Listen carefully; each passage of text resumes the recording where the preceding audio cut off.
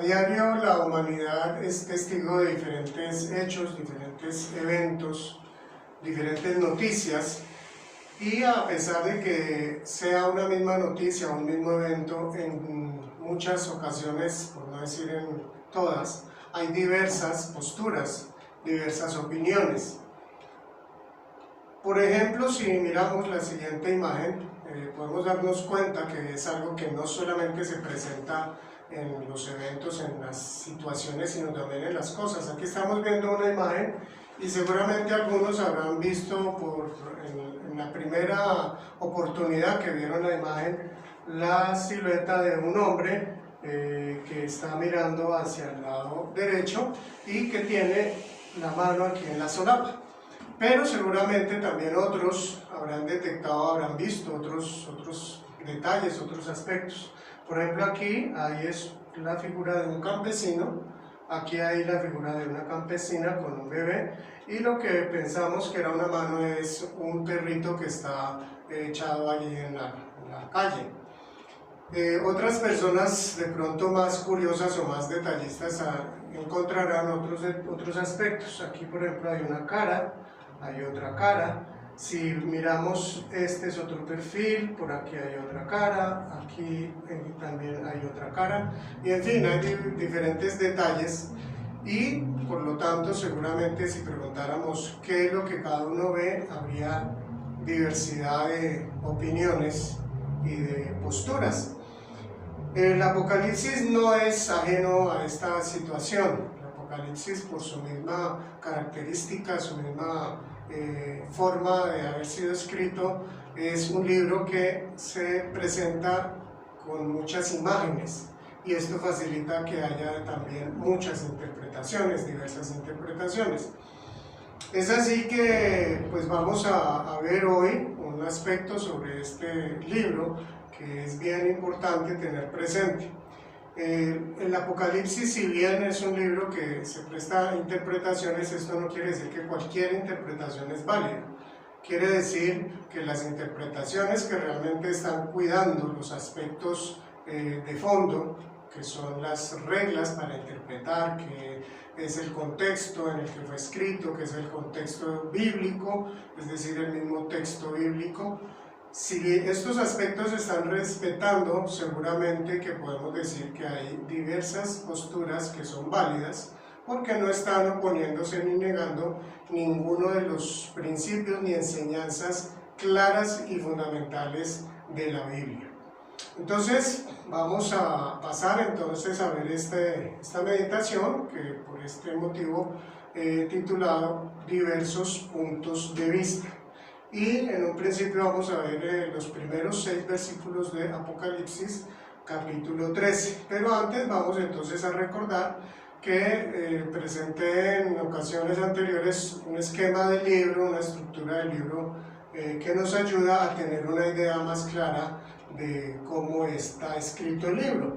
Pues no lo voy a repetir porque pues ya lo hemos visto en las anteriores ocasiones, simplemente recordarles que encontramos 4 temas principales en medio de una introducción y una conclusión. Es así que enseguida de la introducción encontramos esta parte de la visión de Cristo, que también incluye la carta a las 7 iglesias, y luego entonces pasamos a los eventos por venir. Los eventos por venir se inician o comenzamos pues a estudiarlos a partir del capítulo 4, y esta parte va hasta el capítulo 16. Entonces tengamos presente esto, es una parte extensa, y pues tiene que ver con los 7 sellos, luego con las 7 trompetas, y estamos viendo en este momento, bueno, ya lo que hemos visto son los sellos, que es este dibujo, las trompetas, desde luego que está aquí, y estamos en esta parte que corresponde a las 7 historias. También tengamos presente que estas 7 historias van desde el capítulo 12, verso 1, iniciando el 12, hasta terminar el capítulo 14. Hoy estamos empezando el capítulo 13, entonces corresponde a estas 7 historias. Y posteriormente veremos las 7 copas que van a partir del capítulo 15 hasta terminar el 16. Bien, entonces recordemos ya cuál es el contexto de este capítulo 13, es decir, que vimos en el capítulo anterior, en el capítulo 12. Comienza entonces cuando aparece allí una mujer que está encinta, que tiene sobre su cabeza una corona con 12 estrellas y en sus pies, bajo sus pies, la luna. Esto, decíamos, nos habla de su realeza, de su gloria también, porque dice que está vestida del sol. Ella entonces representa, y lo interpretamos así, como el pueblo de Dios. Posteriormente aparece el dragón, que es lo que vemos aquí atrás, que tiene 7 cabezas y 10 cuernos. Y esto nos habla de conocimiento, de fuerza, de poder sobre la tierra. Y cada cabeza tiene una diadema, lo cual también simboliza gobierno. Este dragón busca destruir, busca matar al hijo de la mujer, pero no lo logra. Y entonces el hijo de la mujer, luego de que ha nacido y el dragón le ha querido destruir, va al cielo. La mujer entonces huye al desierto y el hijo, que interpretamos aquí, es Jesús. Y la mujer, pues como ya lo dije, es el pueblo de Dios. En un principio pues es Israel, de donde viene Jesús. Y luego entonces entendemos que también incluye a la iglesia.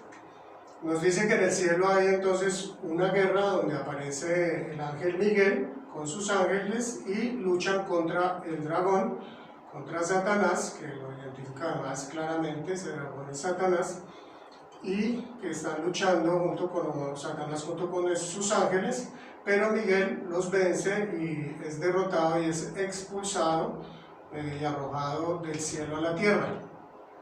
Satanás entonces desciende, dice que con gran ira, porque sabe que le queda poco tiempo, entonces persigue a la mujer y Dios protege a la mujer, dice allí en el verso 6 y luego en el 14, dice que la protege por 3,5 años, porque en el verso 6 dice que durante 1260 días y luego en el 14 dice que por tiempos y medio tiempo.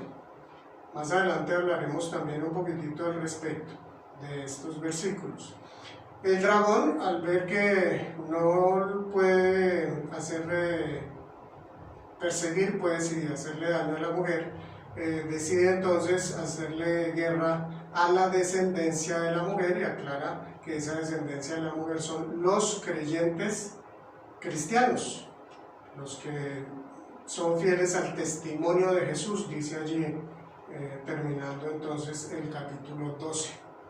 Miremos esta siguiente imagen que nos recuerda esta última parte. Entonces el dragón está con mucha ira y ha decidido entonces perseguir y hacerle guerra a los creyentes, al pueblo de Dios.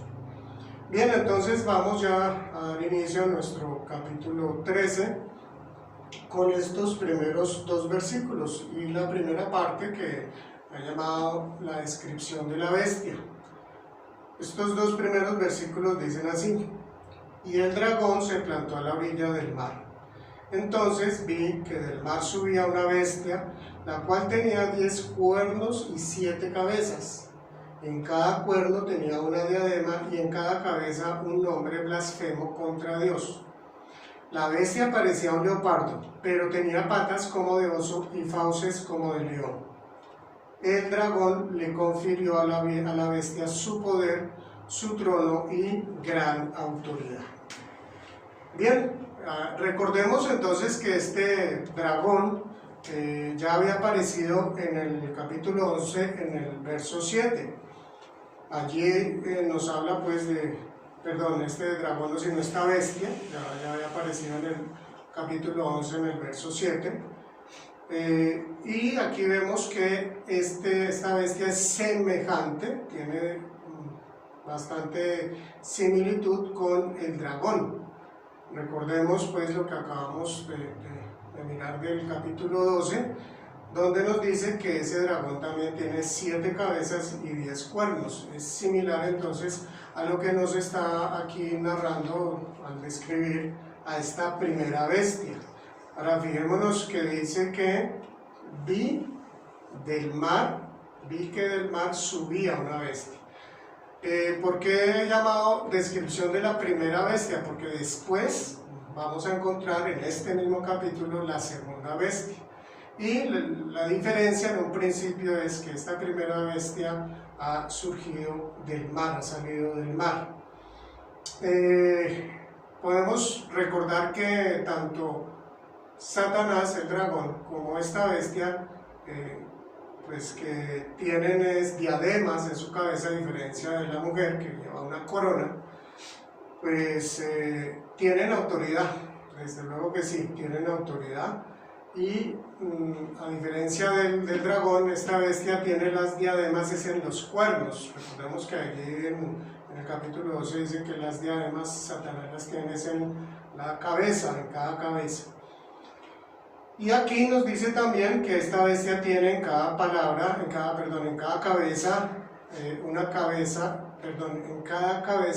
una palabra de blasfemia contra Dios.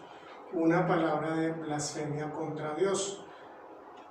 ¿Qué representan estos cuernos? Más adelante en el capítulo 17, en el verso 12, Juan recibe la explicación. Dice así: los 10 cuernos que has visto son 10 reyes que todavía no han comenzado a reinar, pero que por una hora recibirán autoridad como reyes junto con la bestia. Así que en casos como este, qué bueno que el mismo texto bíblico nos aclara, para no darnos espacio a interpretaciones, de pronto en ocasiones también un poco fuera de lo real.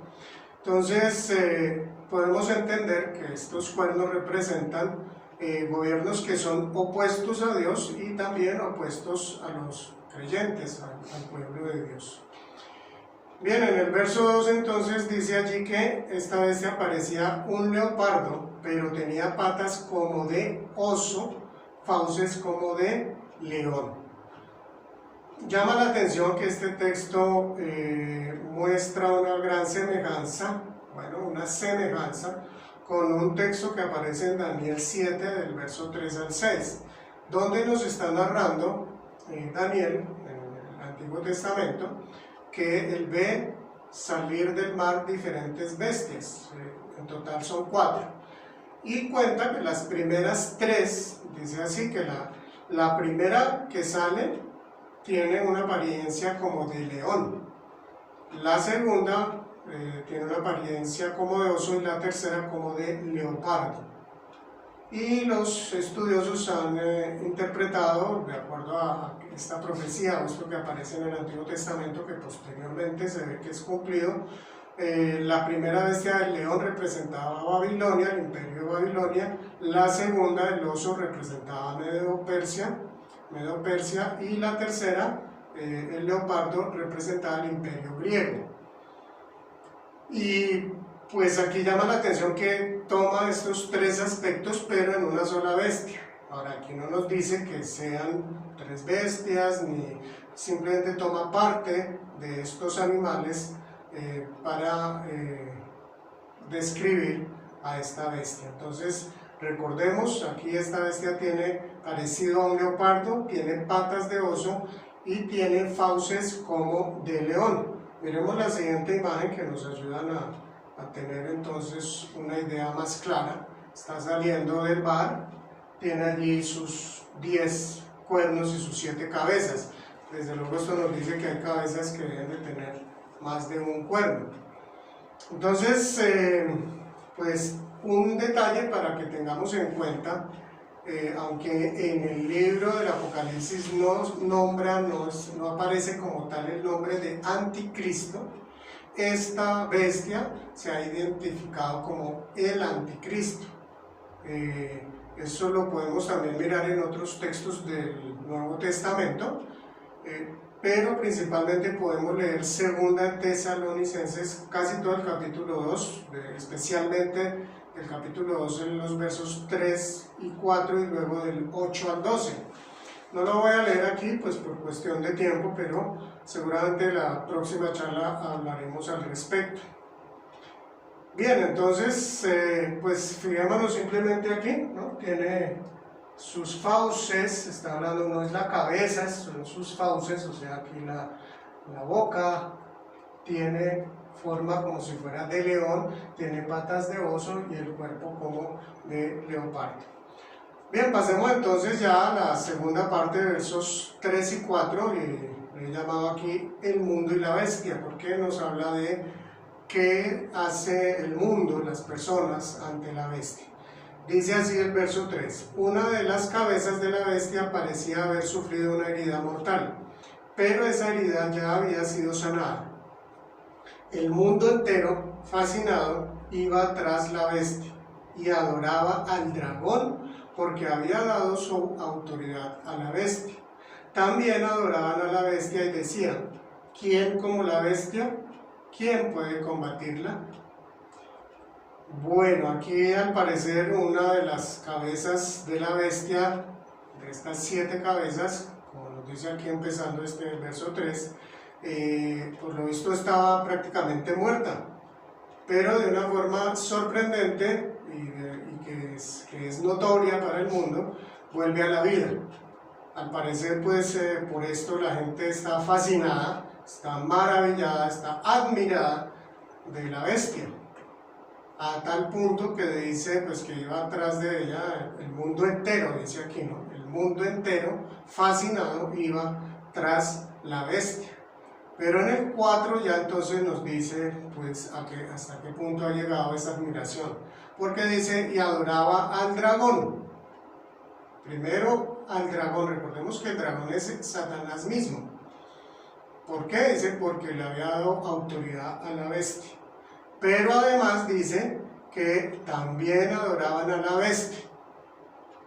¿Qué quiere decir esto? Pues desde luego le han dado el lugar de Dios, de un Dios. Es algo pues que sorprende. No podemos pensar, pues no lo dice aquí el texto, y más si entendemos que hay mucha simbología. No imaginamos desde luego que el dragón está ahí en forma de dragón, la gente lo está viendo, o la bestia pues tiene esta apariencia como la estaba describiendo aquí Juan, sino seguramente son formas que para la gente no es claro, no es visible de esta manera, simplemente se convierten pues en esos líderes, en ese líder, hablando más de esta primera bestia, que la gente está admirada, está sorprendida por este líder. También fijémonos un poquitito aquí en esta frase cuando dicen cómo era que la adoraban, dice que terminando el verso 4, ¿quién como la bestia? ¿Cierto? ¿Quién puede combatirla? Pero esta primera parte, ¿quién como la bestia? Ha sido realmente quién, digámoslo así, la frase, adaptándola, esta es como una adaptación de una adoración que se le ha hecho a Dios. ¿Quién como Dios? Es una frase que aparece en Éxodo 15:11, en el Salmo 35:10, en el Salmo 89:8, Salmo 113:5, donde se le está diciendo a Dios, ¿quién es como tú? ¿Quién como Jehová? ¿Quién como Dios? ¿Por qué? Es una forma de decir, no hay nadie comparable a ti, solamente tú eres Dios.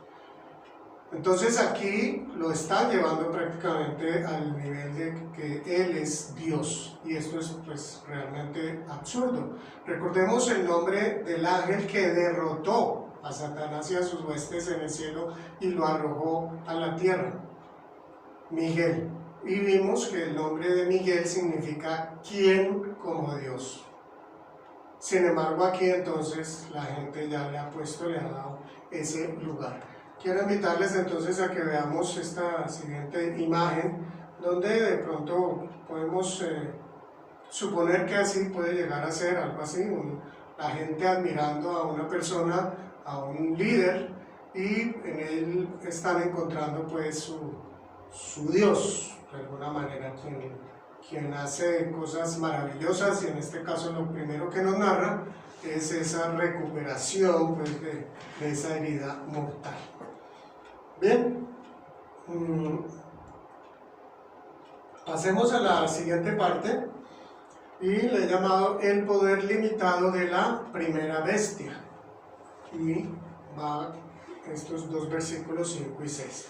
Dice así: a la bestia se le permitió hablar con arrogancia y proferir blasfemias contra Dios, y se le confirió autoridad para actuar durante 42 meses.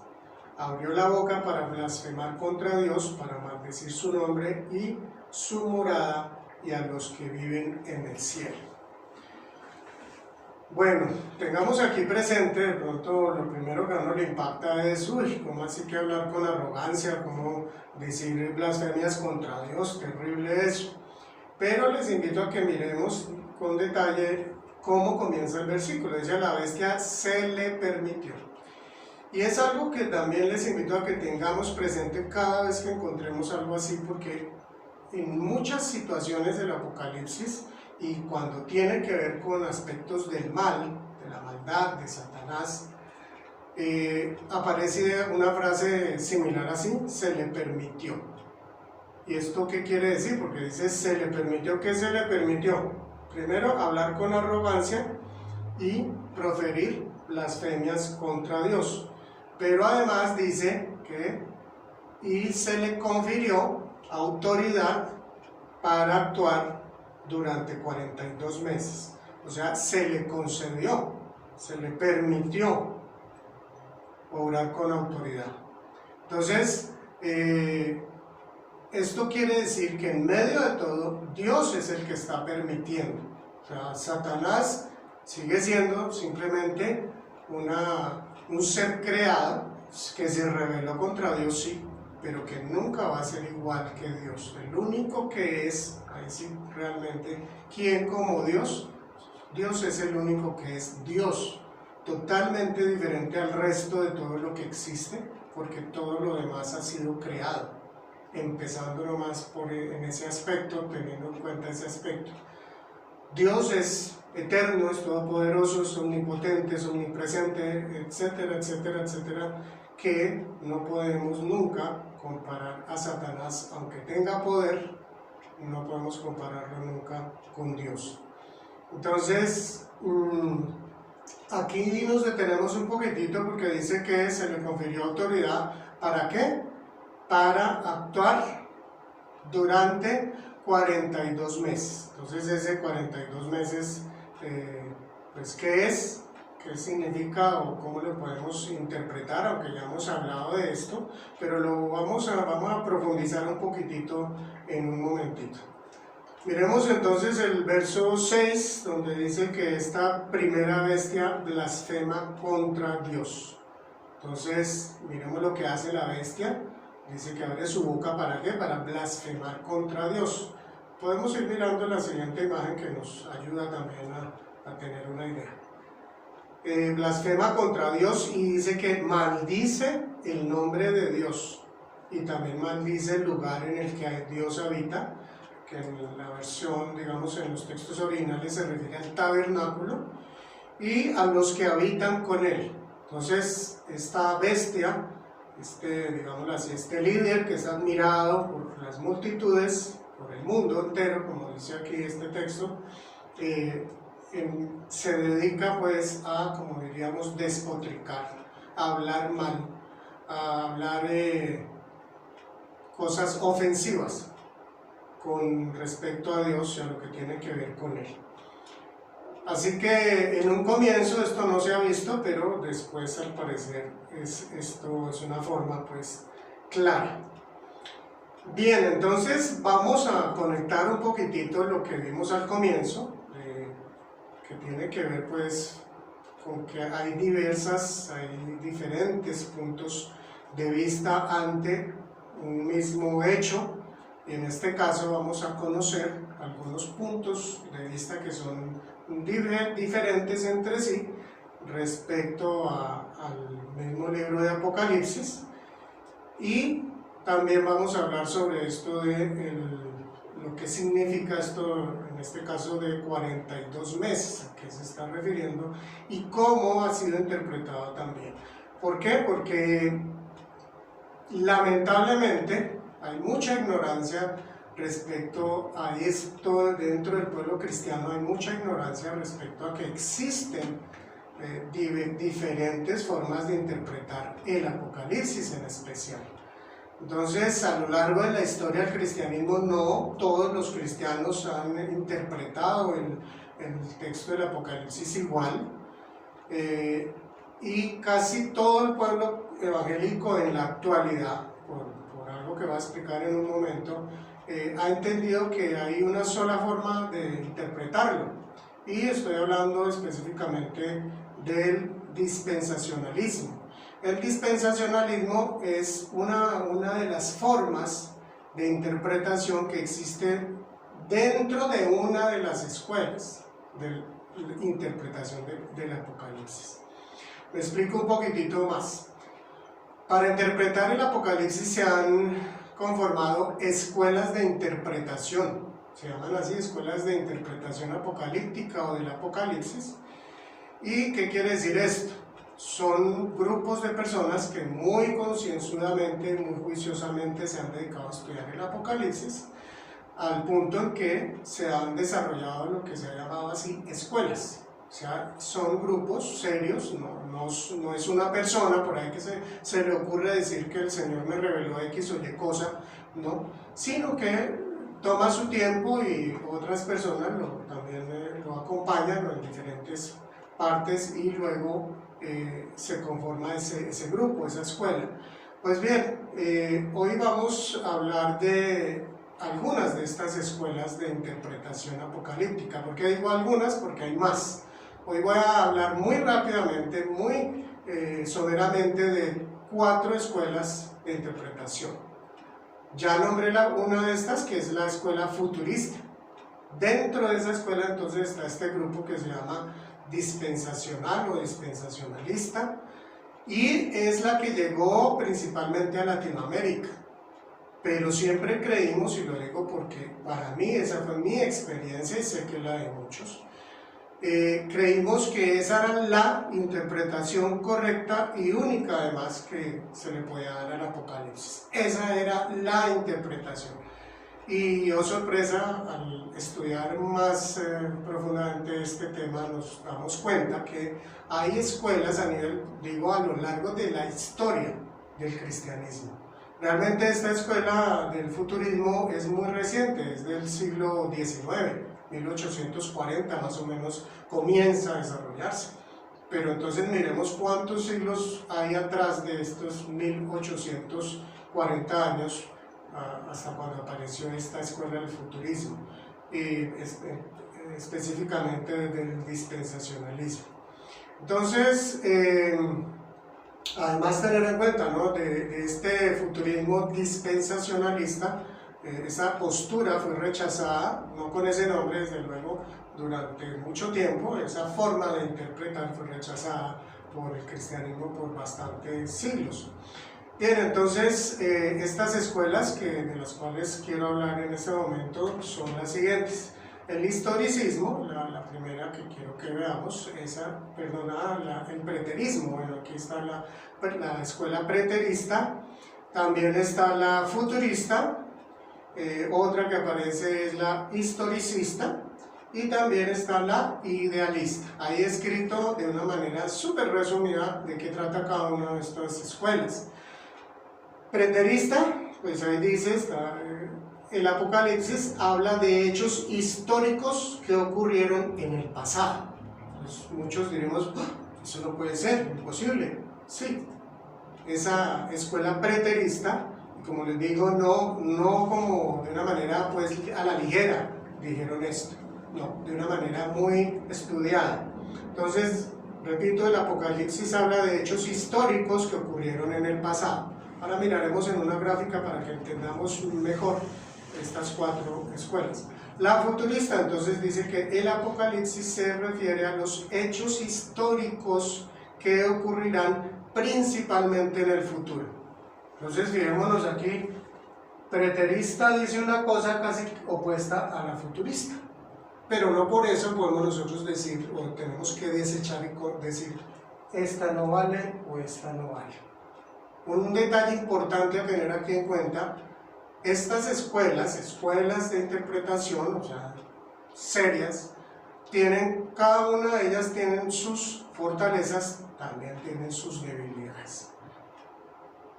Bueno, ahora pasemos a la historicista. La historicista, ¿qué es lo que nos está diciendo? Dice que el Apocalipsis trata de hechos históricos que van desde la primera venida de Cristo hasta su regreso. Entonces, repito, trata de hechos históricos que van desde la primera venida de Cristo hasta su regreso. Pues fijémonos, esta dice que ya esos hechos históricos ya ocurrieron. Esta en cambio dice que no, que son hechos que van a suceder. Y esta está diciendo no, trata de hechos históricos que van desde la primera venida de Cristo hasta la segunda, hasta su regreso. Y incluso entonces hay espacio para esta cuarta, que es la idealista. ¿Qué dice la idealista? El Apocalipsis no habla de hechos históricos, sino sobre los principios que gobiernan esta era.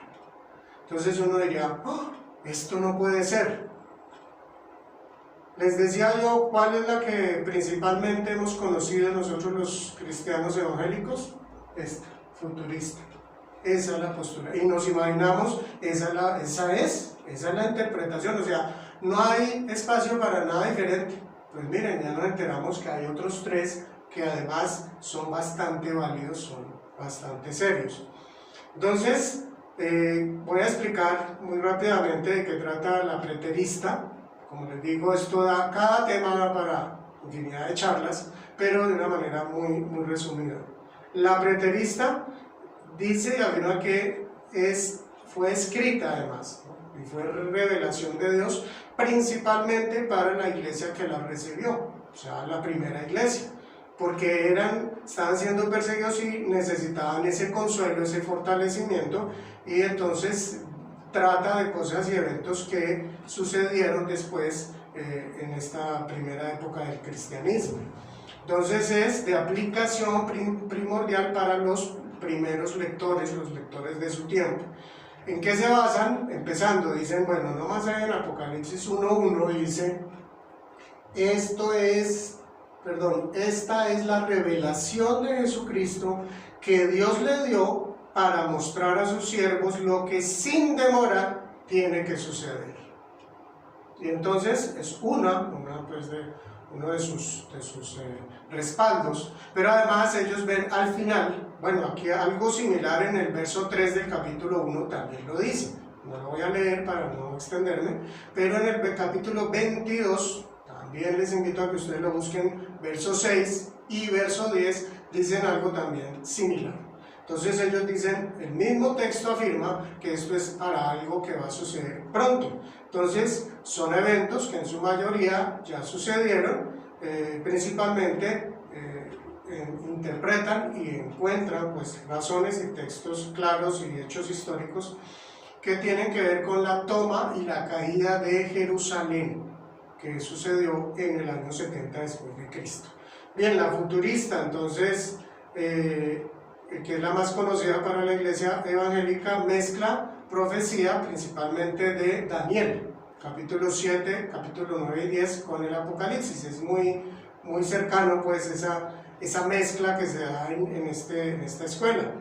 Y esta escuela afirma que a partir del capítulo 4, es decir, después de las 7 cartas a la iglesia, es que esos eventos que se narran ahí, todo eso es para el futuro.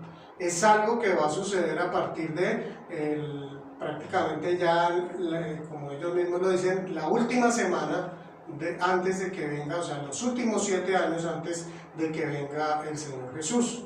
Entonces, cuando comiencen a desarrollarse esas profecías, que aparecen a partir del capítulo 4, la iglesia va a ser arrebatada, y las demás profecías, o sea, antes de que comience el gran sufrimiento, antes de que llegue entonces ese tiempo de tribulación, la iglesia va a ser recogida por Dios o subida al cielo a su presencia, que es lo que se llama el arrebatamiento, también interpretación de ellos, que después en otro momento lo estudiaremos. Lo que quede se va a cumplir en el pueblo de Israel. Lo demás es para el pueblo de Israel, el sufrimiento y todo eso va para el pueblo de Israel, no para nosotros. Y también dice pues que la iglesia forma parte de ese gran paréntesis, que como ellos lo han interpretado, en medio de la semana 69 y la 70, que es el gran paréntesis del plan salvífico de Dios. Bien, la escuela historicista.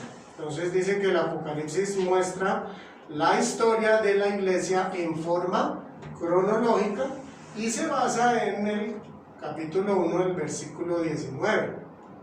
Para que lo lean, dice, entonces ellos entienden ahí porque le dice Jesús a Juan que escriba estas cosas, dice primero las cosas que has visto, después dice las cosas que son y después dice las cosas que han de ser después de estas. Dicen, pues desde luego aquí hay eventos cronológicos, eventos históricos que llevan un orden, entonces por eso esta escuela historicista básicamente lo interpreta así. Entonces tiende a interpretar los hechos, el texto bíblico del Apocalipsis de acuerdo a los hechos que están sucediendo en el momento que está viviendo la persona que lo interpreta. Entonces, ¿a qué me refiero? Esta escuela empezó a ser conocida y tuvo bastante aceptación, se volvió bastante popular en el tiempo de la Reforma. Y entonces se identificaba quién era el anticristo en ese momento. Pero después, claro, pues como resultó no ser la segunda venida, entonces pues ya no, ahí hubo algo que no se interpretó bien, entonces ese no es el anticristo, no es la bestia, sino entonces toca revisar por tener esa tendencia a que se identifiquen los hechos del Apocalipsis con los hechos que está viendo la persona que está interpretando.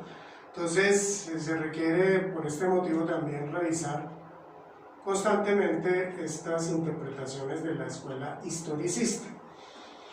Y por último entonces hablamos de la escuela idealista. Dice así, no es posible hacer una línea de tiempo. Ojo, no es posible, el libro del Apocalipsis no nos da esa alternativa de crear una línea de tiempo que nos muestre los eventos de cada época, en forma cronológica, o sea, diferente a lo que nos dice la historicista. Dice, no se puede hacer eso. ¿Por qué? Porque hay narraciones cíclicas. De esto vamos a hablar un poquitito más en el transcurso de lo que nos queda pues del estudio del Apocalipsis, porque va a ser también esta afirmación va a ser algo más claro. Y también tiene que ver, las narraciones cíclicas tienen que ver con la literatura de los escritos de los profetas. Las profecías en general tienen algo similar a esto, entonces no es algo extraño en el libro del Apocalipsis. Por ejemplo, para explicar un poco esto, cuando vimos nosotros el capítulo 11, ya terminando, nos habla que allí al sonar la séptima trompeta, o sea, hace un capítulo y un poquito, nos dice que al terminar ese capítulo suena la séptima trompeta, la última trompeta, y nos narra pues esa situación tan de gozo, de júbilo que hay en el cielo. Y hay alabanza, y hay adoración, y bueno, termina este capítulo 11 y uno dice, bueno, ya, llegó el Señor. ¿Y qué pasa cuando entramos al capítulo 12? Pues ya lo recordamos, aparece entonces esta mujer, aparece el demonio, el dragón, y entonces nuevamente comienza a narrar el conflicto que nos narra el Apocalipsis. Este no es el único hecho y es algo que se repite en el Apocalipsis. Entonces, por eso, esta escuela tiene la capacidad de afirmar lo que está afirmando. Dice más bien, pues no es realmente el Apocalipsis un libro en el cual debemos buscar pues un orden cronológico, sino más bien cíclico, porque está narrando mismos hechos, pero desde perspectivas diferentes, diferentes y que nos dan mensajes que son útiles para todos los tiempos de la iglesia. Porque en todos los tiempos de la iglesia cristiana ha habido persecución. Pues ahorita diríamos, no, si nosotros vivimos aquí en tranquilidad, sí, aquí en Colombia y en el mundo occidental, y eso no sabemos por cuánto tiempo. Pero miremos países orientales. ¿Qué pasa con la iglesia de Cristo en China? En los países musulmanes, donde hay persecución. No cuenta entonces esos principios o no tendría pues una relevancia importante para la iglesia en este tiempo, que es otro detalle importante a tener en cuenta. Tendemos a mirar mucho las cosas, interpretarlas desde la perspectiva del mundo occidental y se nos olvida que el resto del mundo, ahí también hay cristianos. Bueno, entonces vamos a mirar la siguiente gráfica. Vemos ahí esa línea de tiempo. Viene la primera venida de Cristo, esta línea de tiempo viene hasta la segunda venida de Cristo.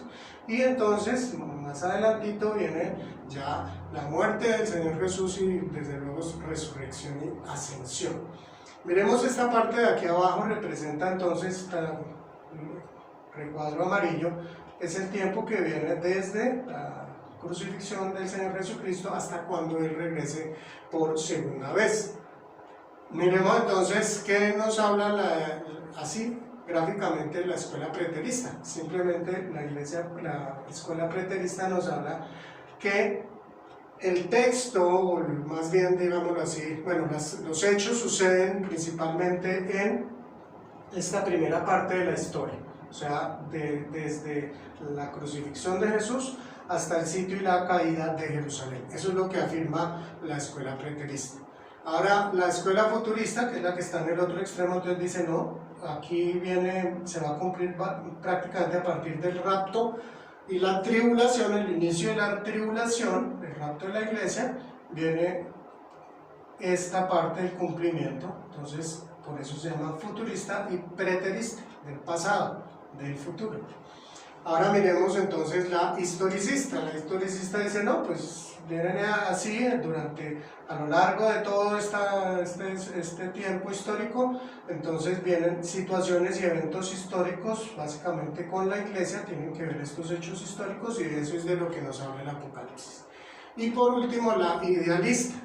La idealista entonces nos dice, no es eventos históricos cronológicos, sino que a lo largo de toda la historia de la iglesia, desde que el Señor fue a la cruz hasta cuando Él venga por segunda vez, desde su primera hasta su segunda venida, nos está dando principios que nos van a ayudar a todos los creyentes en todos los tiempos, y eso es lo importante del Apocalipsis. Bueno, entonces ahora sí pasemos a lo que les había dicho que vamos a mirar, pues para entender también un poco mejor el poder, esta parte pues del poder limitado a la bestia, ya la tercera parte que vimos. ¿Cómo interpretan entonces estas escuelas, por ejemplo, esto? Donde dice, se le confirió autoridad para actuar durante 42 meses. ¿A quién se le confirió esa autoridad? A la bestia, ¿cierto? Entonces vamos a ver qué significa esto para cada una de estas cuatro escuelas también, muy concreto y muy rápido. Bien, entonces recordemos que este texto que dice aquí, esta parte 42 meses, aparece también, tiene que ver con un texto de Apocalipsis 12, 6, que lo vimos la semana pasada, y el 14, donde dice que la mujer huyó al desierto, a un lugar que Dios le había preparado para que allí la sustentara durante 1260 días.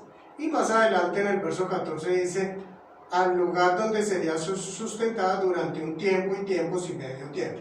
Y veíamos que esas dos formas, ese 1260 días y un tiempo y tiempos y medio tiempo, es exactamente lo mismo que 42 meses. ¿Qué quiere decir eso? Que está hablando de 3 años y medio. Eso es lo que se refiere en estas tres, es la misma forma de referirse a 3 años y medio, es decir, la mitad del 7, la mitad de 7 años, entonces sería 3 años y medio. Así que son 3 formas de referirse a un mismo periodo de tiempo. Teniendo eso pues presente, vamos entonces a mirar esta gráfica que dejamos, pero simplemente pues ya aclarando cómo interpretaría cada una de estas escuelas. Entonces miremos cómo interpreta pues la preterista. La escuela preterista dice, bueno, estos 42 meses que está hablando acá, y lo mismo las otras formas de decir en la misma cantidad de tiempo, se está refiriendo a el tiempo del sitio o la toma y la caída de Jerusalén, que históricamente tomó 42 meses. Entonces para ellos esto es otra confirmación, pues que su interpretación es correcta y que prácticamente la gran mayoría de eventos sucedieron en este lapso de tiempo de lo que nos habla el Apocalipsis. Miremos entonces el futurista, la escuela futurista. ¿Qué nos dice al respecto? Dice, no, estos 42 meses se refieren pues después del rapto y la tribulación, los últimos 3 años y medio, porque es esto como lo están identificando, viene la gran tribulación. Entonces van a ser esos últimos 3 años y medio de sufrimiento, que no va a ser para la iglesia, sino para el pueblo de Israel. Tiene que ver entonces con la interpretación futurista. Ahora miremos la historicista, pues está ubicando, como tiene el hábito en los eventos históricos, dice no, estos 42 meses corresponde a 1260, no días, sino 1260 años, y tiene que ver con la supremacía eclesiástica papal, es decir, de la Iglesia de Roma. ¿Cómo hacen ellos? ¿De dónde lo toman? Dicen, bueno, a partir de 1789, que fue la Revolución Francesa, podemos contar de ahí para allá 1260 años y encontramos que básicamente es todo el tiempo del oscurantismo y del medioevo, de la Edad Media, en que la Iglesia de Roma tuvo esa supremacía eclesiástica. Y es a eso a lo que se refiere aquí, porque pues es un hecho histórico que se debe ubicar en un espacio, en un lugar y en un tiempo. ¿Y qué dice la escuela idealista? La escuela idealista dice, no señores, como ya se ha dicho, el libro del Apocalipsis nos está hablando, esta cantidad de 42 meses o 1260 días o tiempo y tiempos y medio tiempo se está refiriendo, es un símbolo de la tribulación. ¿De la tribulación de cuándo? ¿No? De la tribulación de todos los tiempos, porque la iglesia ha tenido que sufrir durante todos los tiempos en diferentes lugares, de diferentes maneras, pero se está refiriendo a persecuciones que se dan a lo largo de todo este tiempo, desde la primera venida de Cristo hasta su regreso. Eso quiere decir entonces para esta escuela idealista. Bien, entonces recordemos esta imagen con la que empezamos. Ver lo mismo, en el caso del Apocalipsis leer lo mismo, pero acercarnos también de diversas formas. Hay esta realidad. Esto es importante que nosotros los creyentes lo tengamos presente. Que no caigamos en eso porque en eso realmente yo caí, creo que muchos hemos caído, en entender que no, el Apocalipsis solamente es interpretado desde una forma y esa es la correcta, y resulta que no es así. Hay otras formas de acercarnos al Apocalipsis que también son válidas. Bien, vamos a las conclusiones. Simplemente pues la primera dice así: no cualquier interpretación bíblica es válida. No cualquier interpretación bíblica es válida. Ojo con eso, porque no es lo que yo estoy diciendo, lo reitero, ¿no? Entonces como podemos interpretar de formas diferentes, entonces interpretémoslo de cualquier manera. No, señores, no es válida ni en el Apocalipsis ni en la Biblia en general. Es más, esto también se aplica para cualquier texto que no sea incluso bíblico. Hay normas de interpretación. En el caso de la Biblia, pues eso es así, es una realidad. La segunda conclusión: hay diferentes interpretaciones bíblicas válidas porque no niegan las verdades fundamentales claras ni las reglas de interpretación. Entonces, ojo con eso. Siempre que vayamos a leer o a escuchar o a ver algo que tenga que ver con interpretación bíblica, en particular apocalíptica, tengamos esto presente. Como diríamos por ahí, o se diría vulgarmente, no es a la bulla de los cocos, es algo que se hace de una forma seria y juiciosa. Entonces, ya que hay verdades fundamentales que son muy claras, ninguna interpretación puede negar o contradecir alguna de esas verdades claras. Y tampoco dejar a un lado las reglas de interpretación de cada uno de los tipos de literatura bíblica. La tercera conclusión dice: la literatura apocalíptica tiene sus características particulares y también reglas de interpretación que deben ser tenidas en cuenta.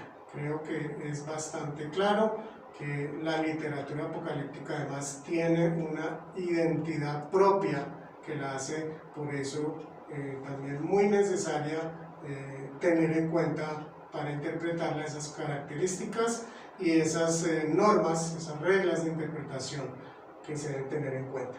La cuarta y última conclusión dice: existen al menos 4 escuelas de interpretación de Apocalipsis que debiéramos conocer.